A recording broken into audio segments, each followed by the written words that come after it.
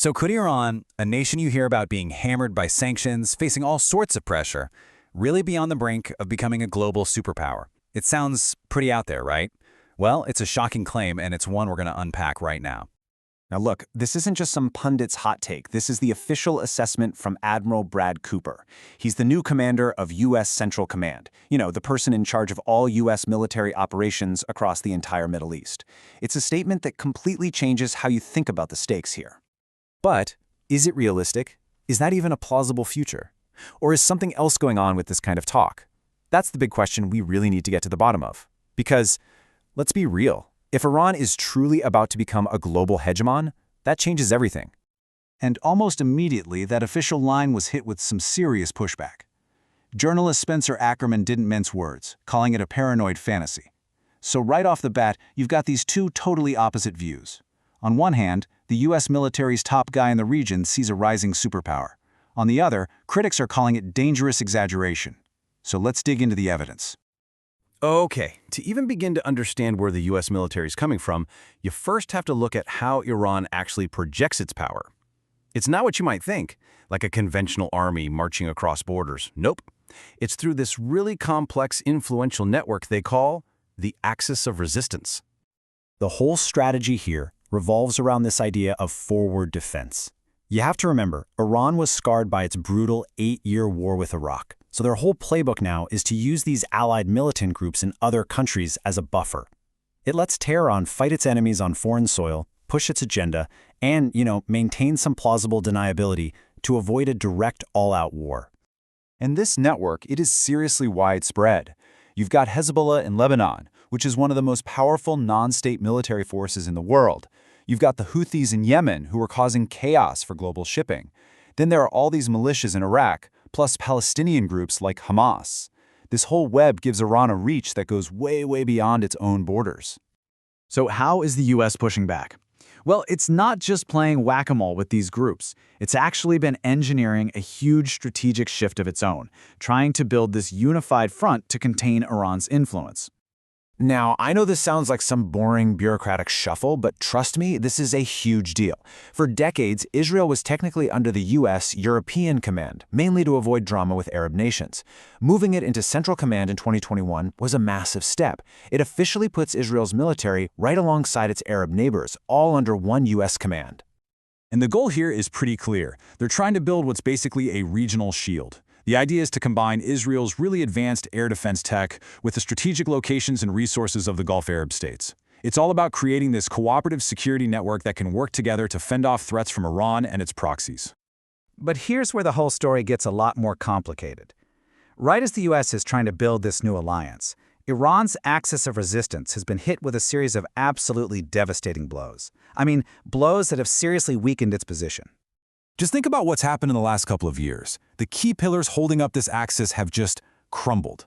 Hamas got absolutely decimated in Gaza. Hezbollah, which was like Iran's crown jewel proxy, had its leadership and military capabilities shattered. And this is the big one. The collapse of the Assad regime in Syria completely cut off the physical land bridge Iran used to ship weapons to Hezbollah. That is a massive, massive strategic loss. And hey, don't just take my word for it. In June of 2025, Admiral Cooper's direct predecessor, General Eric Kurilla, said it plainly: Iran is in its weakest position in 40 years. I mean, that is a staggering thing to hear from the very same command that's now warning about a global hegemon. But, and this is a big but, weaker doesn't mean powerless. Just look at the Houthis in Yemen. They're still a really potent and disruptive force, constantly attacking ships in the Red Sea. They're proof that even a weakened axis can still cause major headaches for the global economy and security. And this whole regional fight isn't happening in a bubble. To really get the full picture, we've got to zoom out a bit and look at the great power competition that's simmering underneath all of this, especially the roles that China and the U.S. are playing. All right, so you've got to be asking, how is Iran bankrolling all this stuff with crippling sanctions? Well, a massive part of the answer is China. In 2024, an incredible 85% of Iran's illicit oil exports went straight to Beijing. That trade is the economic lifeline that keeps Tehran's regime and its proxy network funded.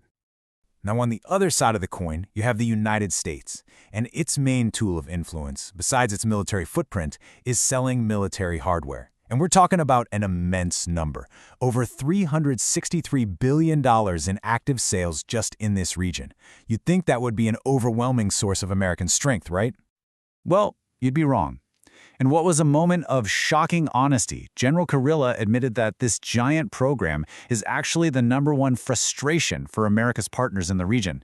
And that creates a huge vulnerability in the U.S. strategy. And here's why that is. The American system is often painfully slow, bogged down in bureaucracy, and just unpredictable.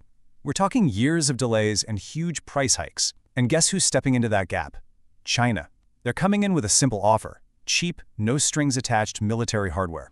That frustration with the U.S. is actively pushing American partners to look at other options, and that's a huge opening for Chinese influence. Okay, so all of this brings us right back to our main question. We've looked at Iran's strategy, the U.S. counter-strategy, the major setbacks for the Axis, and the great power chess game going on in the background. So let's really put that global hegemon claim to the test. All right, let's just do a quick reality check with the numbers. Iran's GDP is about $418 billion. To put that in perspective, Brazil's is around $2 trillion. I mean, they're not even in the same league. A global hegemon is a country that projects economic, military, and cultural power across the entire planet. And by any objective economic yardstick, Iran just does not have the foundation to do that. So here's the bottom line. Iran is definitely a major regional power. It has a disruptive strategy, and it's more than willing to challenge the U.S. and its allies. But is it a global hegemon? No. The economic data just isn't there, and its main tool for projecting power, that axis of resistance, has just been severely weakened. And that leaves us with one last really critical question. If all the evidence suggests that calling Iran a global hegemon is an exaggeration, then why would the top U.S. military commander in the region say it? What's the purpose of using language like that? So, we'll just leave you with this final thought from the source material. Critics argue that when you inflate a threat, you're creating the justification you need for a response. So whether you see the Admiral's assessment as a serious warning or a strategic overstatement, the words being used to describe Iran have huge consequences. They shape policy, they shape budgets, and they shape the potential for future conflict. Maybe the real question isn't what Iran is, but what some people want the justification to do about it.